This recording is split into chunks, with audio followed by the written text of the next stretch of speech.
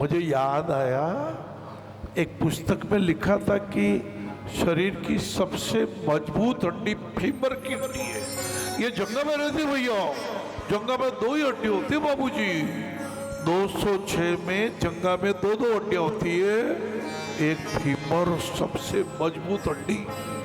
और यदि आपको कोई पूछ ले शरीर की सबसे मजबूत मांसपेशी कौन सी है, बोल देना जिह्वा। जिह्वा जवान और रही मन जिह्वा बावरी, कह गई आकाश पताल, आप कहीं भीतर गई जूता खाद कपाल। ऐसा काम मत करना, आप काम ऐसा करना।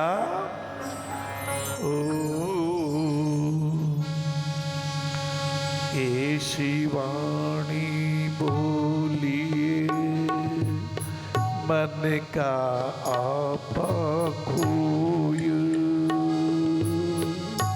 वो कहते हैं औरन को शीतल करे आप ही शीतल होय। इसको हमारे संगीतकार बंधु बोलेंगे। एक पंक्ति तो बोल दी, दूसरी पंक्ति आपने लय तोड़ दी, राग रागणी औरन को शीतल करे आप होय रही मन। कोई भी एक प्रश्न का उत्तर देंगे, हमारे नाक में भगवान ने छोटे छोटे बाल क्यों बनाए हैं? क्योंकि ये धूल मिट्टी के कणों को रोक सके। बहुत शानदार उत्तर। हे प्रभु हमें भूलना मत। जब समुद्र मंथन हुआ, प्रभु ऐरावत हाथी इंद्र ने लिया,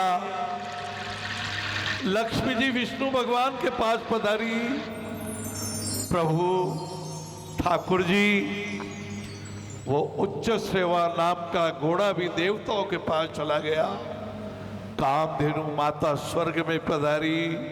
लेकिन जब कालकूट जहर पैदा हुआ, जब दुनिया जलने लगी, त्राही त्राही मचने लगी, व्याकुलता बढ़ी, अशांति बढ़ी, दुख बढ़ा, तब आपने कृपा करके प्रभु आपने अपने कर कमलों में उस जहर को पी लिया।